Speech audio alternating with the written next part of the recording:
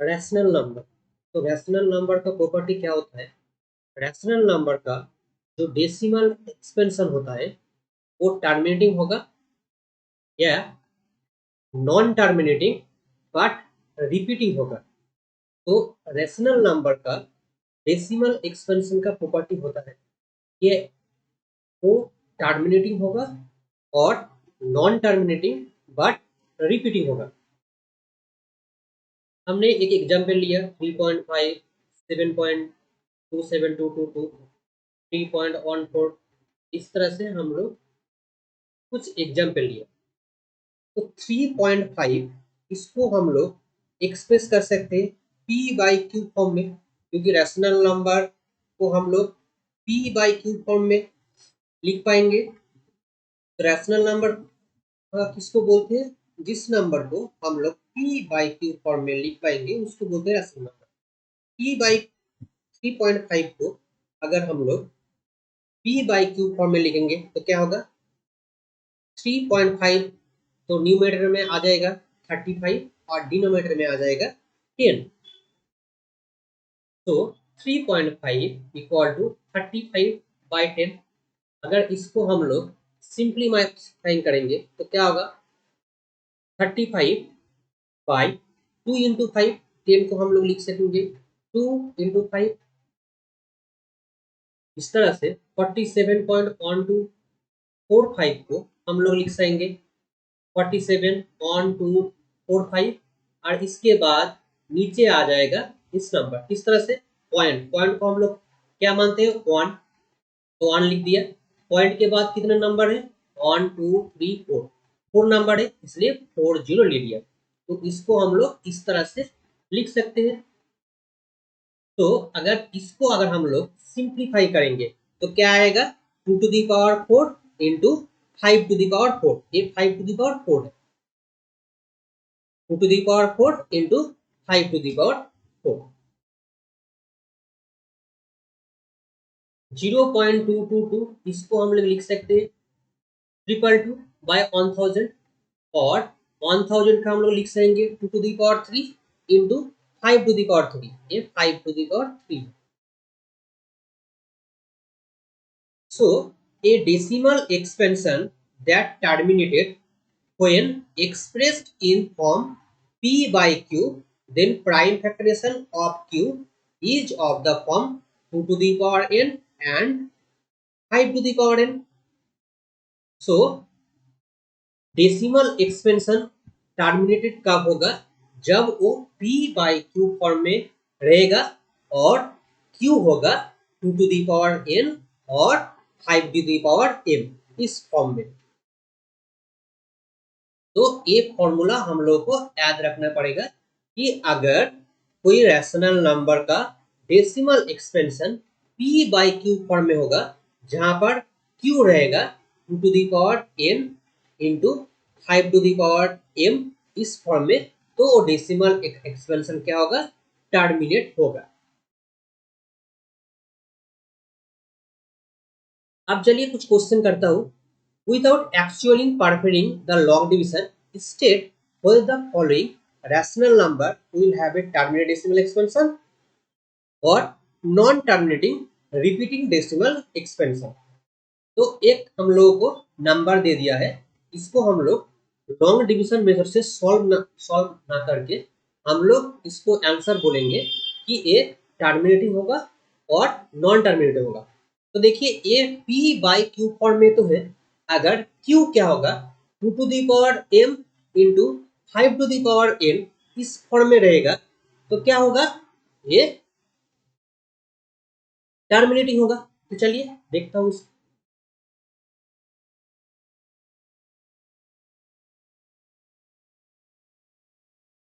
3125 को हम लोग लिख सकेंगे 5 to the power 5। अगर इसका हम लोग फैक्टराइजेशन करेंगे तो कितना आएगा? 5 to the power 5। तो क्या होगा?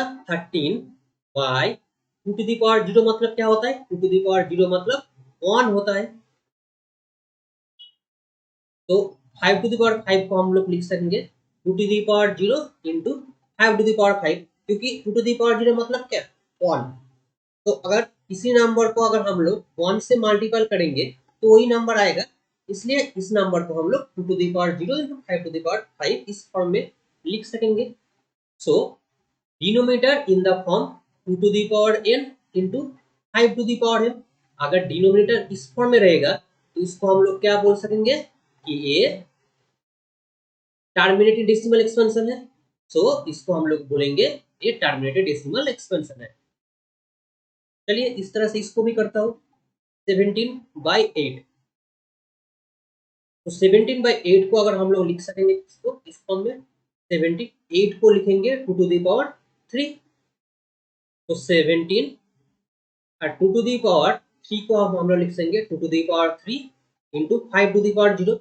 5 टू दी पावर 0 मतलब कितना होता है, 5 टू दी पावर 0 मतलब 1, तो 1 को अगर 2 टू दी पावर 3 से मल्टीपल करेंगे तो 2 टू दी पावर 3 आएगा। सो 2 टू दी पावर 3 को हम लोग लिख सकेंगे 2 to the power 3 into 5 to the power 0। तो denominator in the form 2 to the power n into 5 to the power m। अगर denominator 2 to the power n और 5 to the power m का form में रहेगा तो 17/8 हैज टर्मिनेटेड डेसिमल एक्सपेंशन। इस तरह से चलिए इसको भी सॉल्व करता हूँ।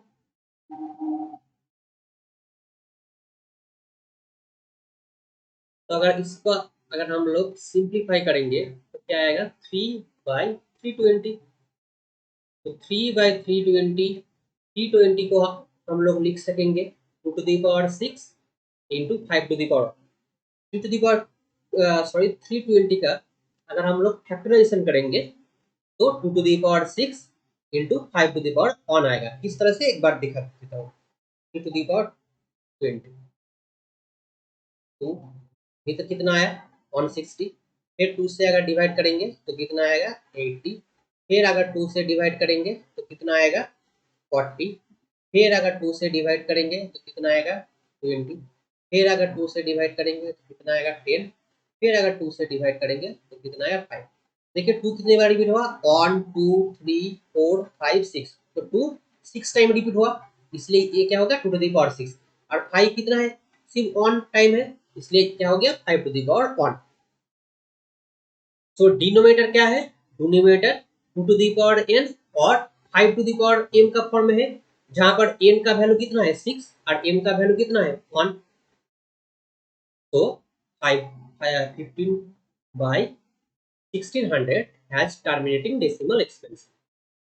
इस तरह से अगर 17/210 के करेंगे तो क्या आएगा, इसको अगर हम लोग सिंप्लीफाई करेंगे तो 11 7 जा कितना होता है 77, तो 7 से हो गया ये क्या हो गया 13 7 जा 210, तो 11/30 आ गया।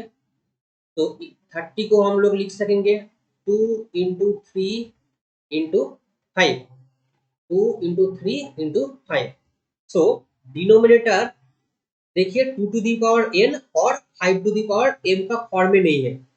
2 टू दी पावर m का है, 5 टू दी पावर n का है, लेकिन एक 3 टू दी पावर का भी फॉर्म आ जा रहा है, लेकिन डिनोमिनेटर का सिर्फ फॉर्म होना चाहिए 2 टू दी पावर n और 5 टू दी पावर m, इस फॉर्म में होना चाहिए। लेकिन 2 to the power n 5 to the power m के सिवा भी 3 टू दी पावर का फॉर्म है, इसलिए हम लोग लिखेंगे since denominator is not in the form 2 to the power n 5 to the power m, क्योंकि 3 टू दी पावर का भी फॉर्म है, इसलिए 17/200 has non terminating decimal expansion. चलिए इसको भी हम लोग क्वेश्चन 5 को अगर सॉल्व करेंगे तो 64 455 को अगर हम लोग करेंगे तो क्या आएगा 7 4 5 7 13, तो क्या हो गया सिंस डिनोमिनेटर देखिए 2 टू दी पावर m और 5 टू दी पावर m का फॉर्म नहीं है, 5 का एक फॉर्म है लेकिन उसके सिवा 7 का भी फॉर्म है 13 का भी फॉर्म है, इसलिए हम लोग डिनोमिनेटर लिखेंगे since denominator is not in the form 2 to the power n and 5 to the power m। अगर डिनोमिनेटर सिर्फ 2 टू दी पावर n और 5 टू दी पावर m इसका फॉर्म में रहेगा तो क्या होगा, वो टर्मिनेटिंग एक्सपेंशन होगा। So denominator is not in the form to the power m into 5 to the power m. So 6 to the 64 by 455 as non-terminating repeating decimal expansion. देखिए 23/5 square, denominator क्या है 2 to the power n और 5 to the power m का form में है, क्योंकि यहाँ पर n का वैल्यू क्या होगा 3 और m का वैल्यू क्या हो गया 2। तो 23/2 to the power 3 5 square has terminated decimal expansion. Write down the decimal expansion of the rational number which have terminating decimal expansion. तो जो टर्मिनेटेड डेसिमल एक्सपेंशन होगा उसका हम लोगों को डेसिमल एक्सपेंशन फॉर्म लिखना पड़ेगा। तो चलिए, तो इसको हम लोग किस तरह से लेंगे 5 to the power 5। तो यहाँ पर क्या कर दिया, यहाँ पर 5 to the power 5 हम लोग क्या किया, नीचे 2 to the power 5 से मल्टीप्लाई किया, इसलिए ऊपर भी 2 to the power 5 से मल्टीप्लाई कर दिया। तो क्या हो गया 13 इंटू 2 to the power 5 और ये क्या हो गया 5 to the power 5 and 2 to the power 5। अब 13 इंटू 2 to the power 5 कितना होगा 4 on 6 और 5 to the power 5 और 2 to the power 5 कितना हो गया 5 to the 10 और पावर कॉमन है इसलिए क्या हो गया 10 to the power 5। अब 10 देखिए 10 के ऊपर कितना पावर है 5, इसलिए ये 5 नंबर तक जाएगा। तो यहाँ पर कितना होगा, यहाँ 0 से हम लोग यहाँ से स्टार्ट करेंगे, तो यहाँ पर 1 2 3, तो अगर यहाँ से जाएंगे 1 2 1 2 3 4 5, तो देखिए और 2 0 हमको लिखना पड़ेगा 1 2 3 4 5, इसलिए इसका डेसिमल एक्सपेंशन क्या होगा 0.004 on 6।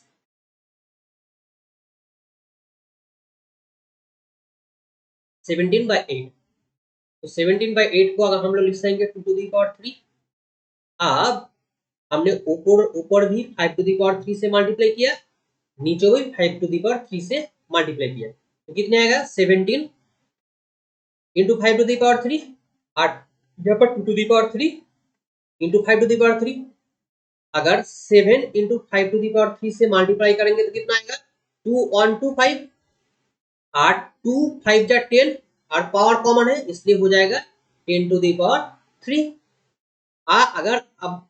अगर हम लोग यहाँ से कैलकुलेट करेंगे तो देखिए 10 का पावर कितना है 3, तो क्या होगा ये 3 नंबर से जाएगा, तो क्या जाएगा 1 2 3, इसलिए इसका आंसर कितना होगा 2.125, क्योंकि हम लोग जानते हैं कि पॉइंट कहाँ पर रहता है लास्ट नंबर पे पॉइंट रहता है, मतलब यहाँ पर पॉइंट रहेगा, तो अगर 3 नंबर तक जाएगा तो कितना जाएगा 1 2 3, इसलिए क्या होगा 2.125।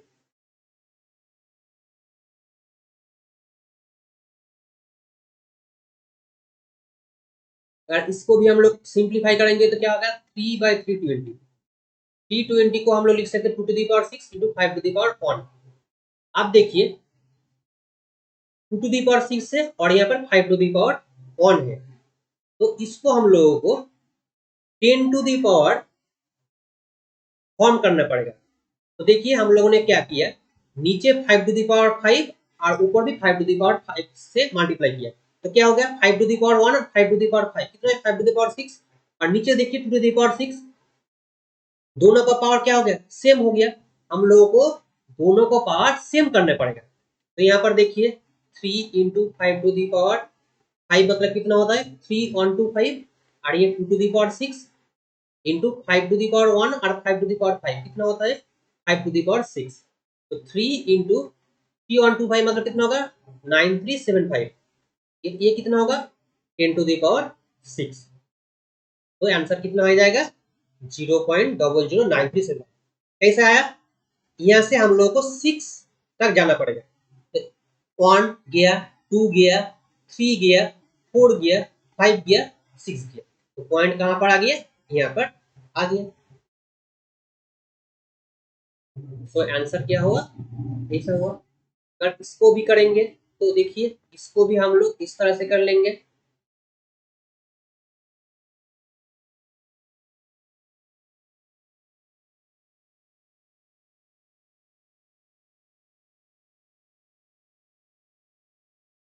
ये भी इसका आंसर हो गया।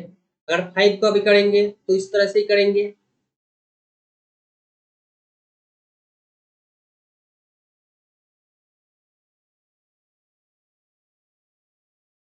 सिक्स का करेंगे तो 6 का भी देख लीजिए।